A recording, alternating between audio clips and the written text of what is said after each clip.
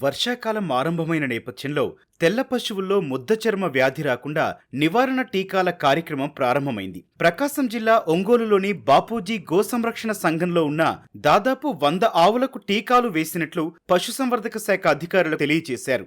జిల్లాలో ఈ నెల 30వ తేదీ వరకు ఉచితంగా టీకాలను అందిస్తున్నామని, ప్రతి రైతు తప్పక ఈ అవకాశాన్ని వినియోగించుకోవాలని సూచిస్తున్నారు. ముద్ద చర్మ వ్యాధి లక్షణాలు, రైతులు పాటించాల్సిన కనీస జాగ్రత్తల గురించి అవగాహన కల్పిస్తున్నారు. బాపూజీ గో సంరక్షణ సంఘానికి వచ్చాము మా పశువైద్య శాఖ సిబ్బందితో. దాదాపు 100 ఆవులు ఉన్నాయి. ఈ ఆవులన్నిటికీ ముద్ద చర్మ వ్యాధి రాకుండా వ్యాధి నిరోధక టీకా వేయటం జరుగుతుంది. ముద్ద చర్మ వ్యాధి అంటే లంఫీ స్కిన్ డిసీజ్, ఎల్ఎస్డి అంటారనమాట. ఎక్కువగా ఆవుల్లో, ఎద్దుల్లో, కోడిదూడల్లో ఎక్కువగా వస్తూ ఉంటుంది. దేశవాళీ ఆవుల కంటే సంకర జాతి ఆవుల్లోనే ఈ జబ్బు ఎక్కువగా వస్తుంటుంది. ఇది ఒక వైరస్ వ్యాధి. ఎక్కువగా ఈ వర్షాకాలంలో దోమకాటు ద్వారా, గాలి ద్వారా ఈ వైరస్ అనేది ఈ పశువుల్లో ప్రవేశిస్తుంది. ఈ వ్యాధి లక్షణాలు చెప్పాలంటే శరీరం మీద కణుతుల్లాగా వస్తాయి. ఈ కణుతులు ముందు మెడ నుంచి తర్వాత ఒంటి మీదంతా వ్యాపిస్తాయి. ఈ కణుతులు అనేవి రోజు రోజుకి పెద్దవి అవుతాయి. దానిపైన ఉన్న చర్మం కూడా ఊడిపోయి రక్తస్రావం కూడా జరుగుతుంది అనమాట. ఈ జబ్బు వచ్చినప్పుడు 102 నుంచి 104 డిగ్రీల ఫారెన్హీట్ జ్వరం ఉంటుంది. పశువు మేత మేయలేదు, మరి ఆహారం తినలేదు కాబట్టి బాగా బక్కచిక్కిపోతుంది. ఈ జబ్బు వచ్చినప్పుడు దానికి కంటి నుంచి నీరు గారటం, కండ్ల కలక రావటం, నోట్లోంచి చొంగ గారటం అనేవి కూడా జరుగుతూ ఉంటుంది. ఈ ఆవుల్లో అయితే పాల ఉత్పత్తి పూర్తిగా తగ్గిపోద్ది. అట్లాగే పునరుత్పత్తి సమస్యలు కూడా తలెత్తుతూ ఉంటాయి అన్నమాట. కోడిదూడల్లో కానీ మరి ఎద్దుల్లో కానీ కూడా ఈ జబ్బు వచ్చినప్పుడు అది వ్యవసాయం చేసే సామర్థ్యత కూడా కోల్పోతుంది.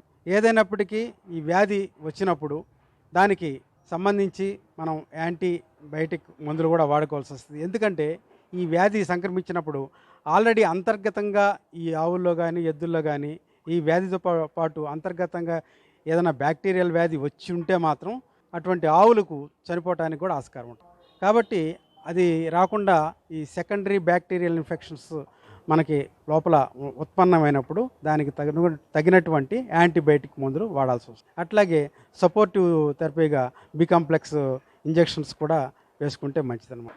అట్లా కాకుండా మరి ఈ చికిత్స కన్నా నివారణ మేలు అనే ఉద్దేశంతో దాని నివారణకి సంబంధించి ఎక్కువగా ఈ దోమకాటు, గాలి ద్వారా ఇది ఎక్కువగా వస్తుంటుంది. కాబట్టి ఎక్కడైతే మనకి కష్టాలు ఉంటాయో ఆ కష్టాల్లో ఈ దోమలు అనేది రాకుండా మనం దోమతెరలు కట్టుకోవచ్చు.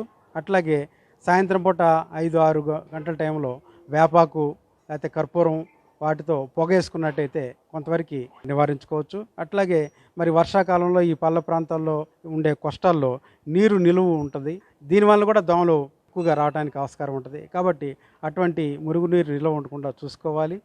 వ్యాధి నిరోధక టీకాలు కూడా మనం జాగ్రత్తగా జబ్బు రాకముందే దాదాపు తొలకరి వర్షాలు కురిసేటప్పుడే టీకాలు మన పశుసంవర్ధక శాఖ ఉచితంగా మరి ఈ నెల 11వ తారీఖు నుంచి ఈ నెలాఖరు 30వ తారీఖు దాకా ఈ ముద్ద చర్మ వ్యాధి టీకాలు, వ్యాధి నిరోధక టీకాలు ఉచితంగా అన్ని గ్రామాల్లో ఎక్కడైతే ఆవులు ఉన్నాయో, ఎద్దులు ఉన్నాయో, కోడిదళ్ళు అన్నిటికీ ఉచితంగా ఈ టీకాలు వేస్తున్నారు. కాబట్టి పశుపోషకులందరూ ఈ అవకాశాన్ని సద్వినియోగం చేసుకొని వారి ఆవులకి మరి ఎద్దులకి అన్నిటికీ మరి ఈ వ్యాధి నిరోధక టీకాలు వేయించుకొని నష్టం రాకుండా చూసుకోవాలని పశుపోషకుల్ని నేను కోరుతున్నాను.